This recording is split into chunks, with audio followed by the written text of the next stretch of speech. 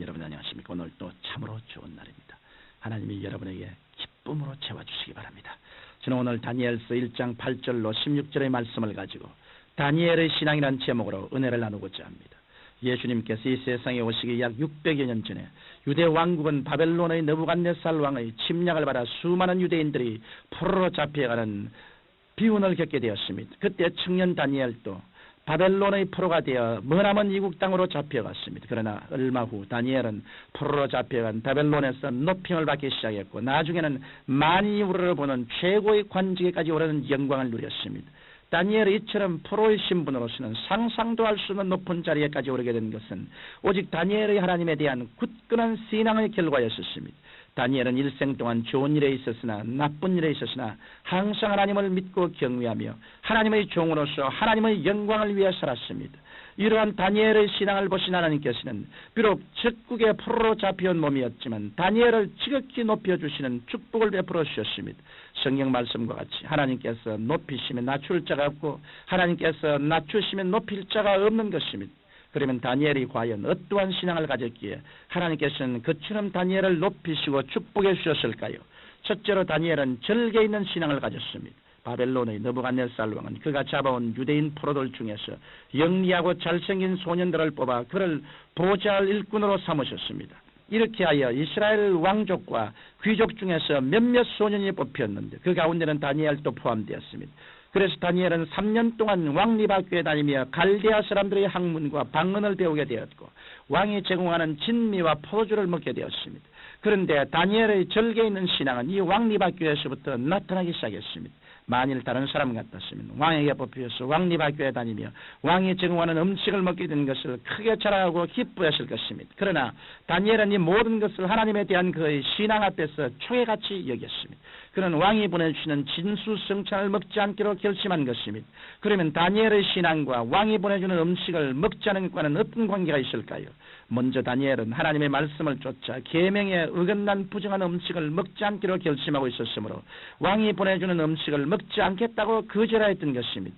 하나님께서는 유대민족에게 율법을 주시면서 이러이러한 짐승은 먹지 말라고 하셨습니다. 그래서 다니엘은 바벨론 왕실에서 내리는 진미 중에 혹시 하나님의 계명이 어긋난 음식이 들어있어도 자기도 모르는 사이에 하나님의 계명을 어길까 두려워 왕이 주는 음식을 거절했던 것입니다. 또 그뿐 아니라 다니엘은 왕의 음식이 우상에게 먼저 바쳐진 제물이었기 때문에 왕의 음식을 먹지 않았습니다. 당시에는 왕이 식사하기 전에 그가 먹을 음식을 우상인 모로닥 신에게 가지고 가서 제물로 드린 후 먹기 때문에 만일 다니엘이 그 음식을 그대로 먹으면 우상을 인정하는 결과가 되므로 먹지 않았던 것입니다. 이와 같이 다니엘은 하나님의 말씀대로 살기 위하여 왕이 내리는 진미를 먹지 않고 다만 채소와 물만 먹었습니다. 그러나 채소와 물만 먹은 다니엘은 왕의 진미를 먹는 사람들보다 더 아름답고 살에 윤기가 났습니다. 이처럼 언제나 참되고 절개 있는 신앙으로 살기를 결심하고 나면 그 다음 문제는 하나님께서 책임져 주시고 그 믿음대로 축복해 주시는 것입니다. 둘째로 다니엘은 담대한 신앙을 가졌습니다. 어느 날 느부갓네살 왕은 아주 놀라운 꿈을 꾸었습니다. 그런데 그 꿈이 너무 장엄하고 무서워서 느부갓네살 왕은 그 꿈으로 인하여 무척 번민하였습니다. 그래서 그는 바벨론의 박사와 술객들을 불러서 그 꿈을 알려주지도 않고서 그 꿈을 해석하라고 명령하였습니다. 그러나 바벨론의 박사와 술객들이 왕에게서 그 꿈의 내용을 말해주지 않으면 해몽할 수 없다고 하자 크게 분노한 느부갓네살 왕은 모든 박사와 술객들을 죽이라고 명령했습니다. 그때 다니엘은 박사의 관직에 있었기 때문에 영문도 모르는 채 죽음을 당하게 되었습니다. 그러나 전후 사정을 왕의 장관에게서 전해들은 다니엘은 담대히 왕 앞으로 나아가 기한을 조금 주시면 왕이 꾼 꿈의 내용을 해석을 정확히 알게 해주겠다고 했습니다. 왕은 다니엘의 말을 듣고 자기의 꿈을 분명히 알고 싶었으므로 다니엘의 청을 수락하여 주었습니다. 이에 다니엘은 집으로 돌아가 그의 친구들과 함께 살아계신 하나님께서 왕의 꿈 내용과 해석을 알게 해주시기를 간절히 기도했습니다. 그러자 하나님께서는 다니엘과 그 친구들의 기도를 들으시고 응답해 주셨습니다. 이와 같이 다니엘은 하나님께서 살아계신 것과 하나님께서는 구하는 자에게 반드시 응답해 주신다는 사실을 확인하고 있었습니다. 그 때문에 바빌론의 술사와 박사들은 왕의 명령 앞에 혼비백산했지만 다니엘은 조금도 두려워하지 않고 담대한 신앙으로 하나님께 기도하여 자신의 생명은 물론 모든 박사와 술객들의 생명을 구할 수 있었던 것입니다. 셋째로 다니엘은 생사를 초월한 신앙을 가졌습니다. 메대의 다리오 왕 때의 일입니다. 다리오 왕이 바벨론을 점령하자 그는 전국을 120도로 나누고 120방백을 두어 다스리게 하고 또 그 위에 3명의 총리를 세워 모든 일을 관장하게 하였습니다.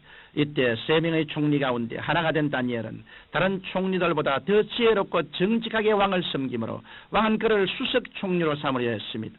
그러자 다른 2 총리의 마음속에 시기심이 일어나 다니엘을 죽이려고 음모를 꾸몄습니다. 그들은 평소에 다니엘이 하나님을 독실히 섬겨 매일 3번씩 기도하는 것을 알고 있었습니다. 그래서 그들은 이것으로 다니엘을 모함하려고 왕에게 찾아가 앞으로 30일 동안 왕 이외에 어떤 신에게도 절하지 못하게 하시고 오직 왕에게만 경배하게 하옵소서. 그리고 이를 어기는 사람은 누구를 불문하고 사자굴에 던져넣게 하옵소서라고 간청했습니다. 이에 다리오 왕은 자신을 높여주는 것을 기뻐하여 그들의 요청을 수락하고 의인을 찍어 그들의 요청대로 조서를 내렸습니다. 그러자 다니엘은 그와 같은 칙령의 내용을 다 알면서도 자기 집에 돌아가서 전과 같이 예루살렘을 향하여 열린 창에서 하루에 3번씩 무릎을 꿇고 기도하였습니다. 다니엘은 생사를 앞에 두고서도 추호도 타협하지 않았던 것입니다. 만일 다니엘이 기도할 때 평소에 열어놓은 기도하던 창문을 남이 보지 못하도록 닫아놓고 기도했으면 잡히지 않았을지도 모릅니다. 혹은 다니엘의 기도 시간을 변경하여 밤중에 문을 닫고 이불을 뒤집어 쓰고 기도했다면 그가 기도하는 것이 발각되지 않았을 것입니다. 하지만 다니엘은 평소에 생기던 신앙 태도를 죽음의 위험 앞에서도 조금도 바꾸지 않았습니다. 다니엘의 신앙은 생사를 초월한 신앙이었던 것입니다.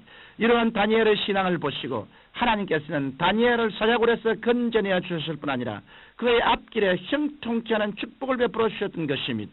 청취자 여러분, 다니엘은 신앙에서뿐만 아니라 세상의 지위에 있어서도 대제국의 총리를 지낸 위대한 인물이었습니다.